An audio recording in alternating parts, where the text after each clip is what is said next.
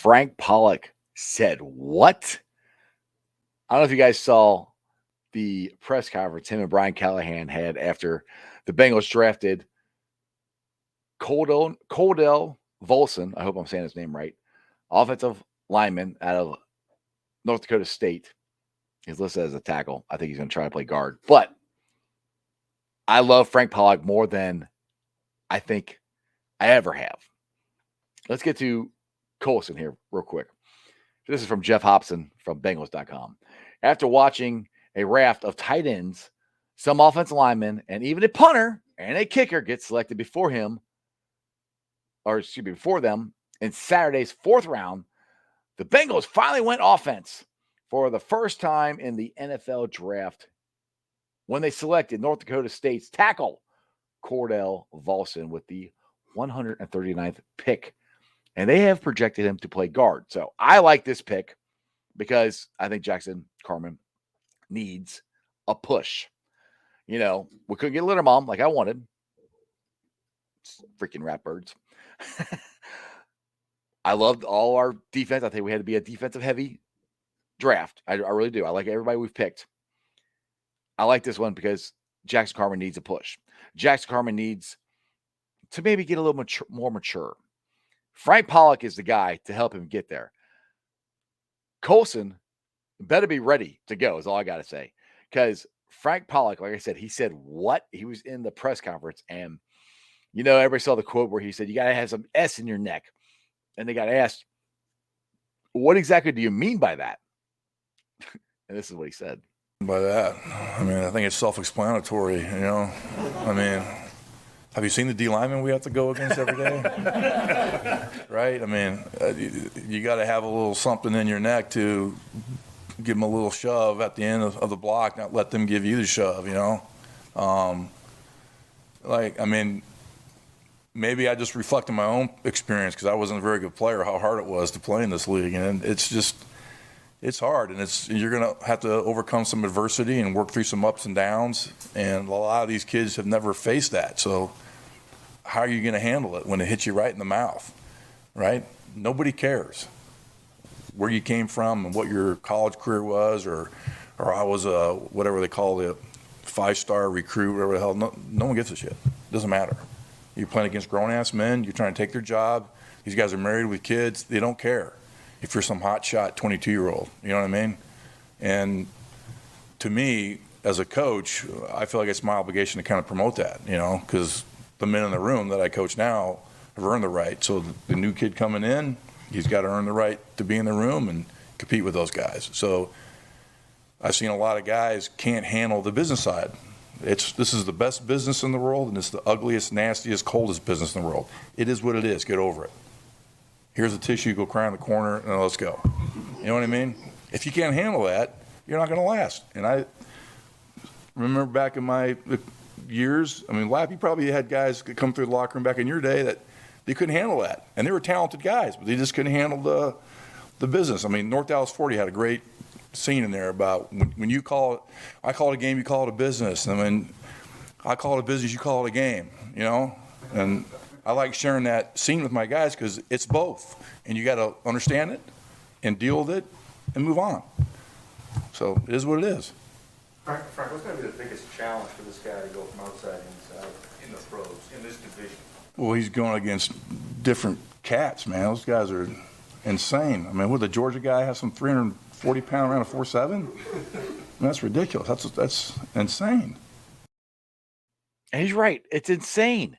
I love what he's saying. Now, look, full disclosure, back when I was 19, 20, 21, I wouldn't have been able to handle that. I'll tell you that right now. I wish I could. I wish I had the mental ability to handle what Frank Pollock just said, because that is facts. This is a business. There are grown-ass men in there, married, and you're a young kid, and you're coming in there trying to take their job, and they're not going to let you. You got to prove yourself. And to have a guy like that to basically speak the truth to you, I think is refreshing. I hope these guys embrace this, because there's going to be a lot of guys that'll blow smoke up your butt. Frank's not doing that. Frank's going, look, you're either going to do it or you're not. And That's where the phrase glass eaters come from. He wants a no nonsense, no BS, show up, lunch bucket, hard hat. Let's get this stuff done and let's go to work. That's what the mentality Frank Pollock wants in our offensive line. That's what we have with Ted Karras. That's what we have with Kappa. That's what we have with Lael, LC. That's what we're going to have, hopefully, with Jackson Carman. So, Jackson, you need to step up, dude, because this dude from North Dakota, South Dakota, where the hell he's from, is going to take your lunch. That's what Frank Pollock is saying. Step up. It's time to go. And if that's the attitude that the offensive line has, just think of the attitude the rest of the team has. That's Jackpot Joey Burrow. He's coming here to destroy you. He doesn't care where you came from. 5-star, 6-star. Like Frank said, they don't care. We're coming here, and we're coming here to win. They're coming here to take jobs, to take names, to make a name for them to win the Lombardi. This is coming from the offensive line. This permeates throughout the whole team. I love this. And like I said, I'm 47 years old. I can mentally handle that way better than I could when I was 21. There's a reason that I'm not a pro athlete. One, I wasn't athletically good enough to do it, but mentally, I wasn't good enough to do it. And that's the thing with these guys, with your pro athletes, you can't get your feelings hurt because they'll cut you. They don't care. They got other guys who want to come in there. There's a guy every year. Dave Lapham said this. Every year, you have to come in there and win your job again. Every freaking year. And when you have a coach who I think Frank has his back, he's not being a jerk. He's speaking the truth. And I believe Frank believes if you come in there and you work your butt off and you earn your spot, he'll have your back. That's what he wants. That's what this whole coaching staff wants. That's what this whole team is. You come in, earn your spot, and we're going to go take the Lombardi. Like I said, I've been on here a couple of times. I really like this draft. I like the guys they've got. I know people say it's a reach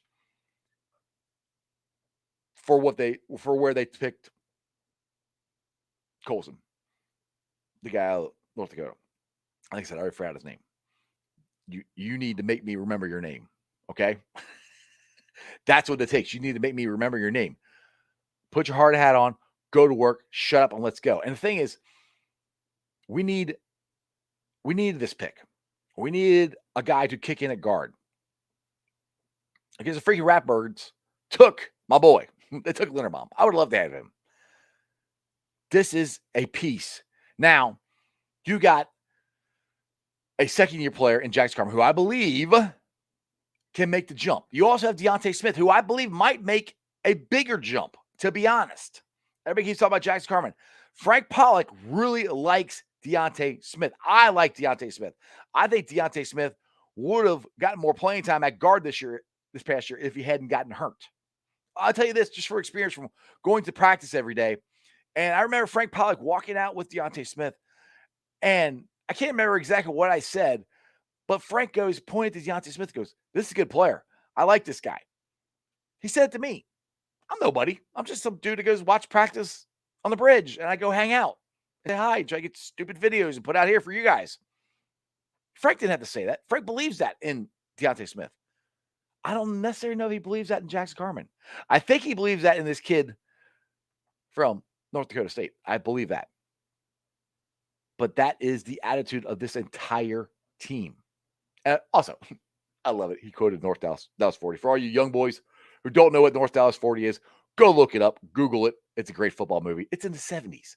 It'd be all right. You can watch it. There's been lots of good movies in the 70s. Anyway, the draft is just about over. How do you guys think the Bengals have done? I like what they've done. I think everybody, pretty much the defensive guys they've gotten are all very versatile. And I've said that in multiple videos here. And I know Lou Anarumo likes that in his players. Because like I keep saying, he likes to play that amoeba defense. And what I mean by that is it's a morphing defense. Whatever you do, they're going to take that away from you. So that you need guys who can do different things, multiple things. I like the safety we got in the, I don't remember, 7th round. Like I said, it's getting all kind of discombobulated now. There's just so many picks. I think he's good. He's a great special team guy from Toledo. You need special teamers. Darren Simmons, you can't forget him. He's got to have some players. I think this has been a very good draft. I think, taking the best player available in just about every level. Now, I know everybody can nitpick. I mean, you're not going to like every pick. You're not. I mean, nobody's going to like every single pick. It's football. It's a draft. You got to pick what they have, what's there. Jake Lisco in the first 2 rounds was giving the Bengals a B because there's other guys that if they were there, he would have rather than pick, but they weren't there, so they couldn't pick them. So I wasn't exactly sure why Jake gave a B in the first 2 rounds, but whatever. That's Jake. He's allowed to have his own opinion. It's cool. I'm giving him an A, not an A plus, not an A minus. I'm giving him an A. I think it's a good draft. I like it. A lot of versatile guys. We fit almost every need. Secondary safeties. I hate to say it, guys. I think Jesse Bates is gone after this year. I don't see them franchising, tagging him for a second year. I don't think they'll do that to him. I think they'll take their compensatory picks for next year, let him go off free agent. And Jesse, I have no problem with you trying to get as much money as you can. I completely understand.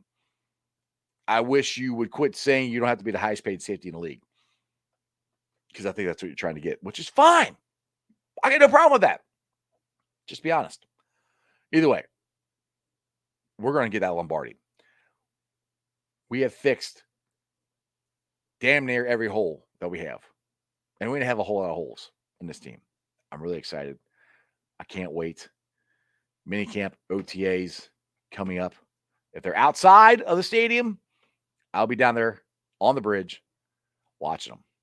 So I hope you guys have enjoyed the draft this week. I hope you enjoyed the content I've been trying to put out here. Please like, subscribe, share. Stay tuned to the channel. I will be putting out my video here. I was in the middle of editing it. That I went to Thursday night. I went to the NFL draft party at Paul Brown Stadium. I was honored to be invited to that. So I'll be putting that out later on tonight or tomorrow. So make sure you stay tuned to the channel. I know James Rapine says, they're the only daily Bengals podcast / YouTube channel. I pretty much talk every day about the Bengals. I do talk Reds. I do talk Bearcats. But I try to keep everybody informed as much as I can about our favorite Cincinnati teams. So, like, subscribe, share. And that's just sports, baby. See ya!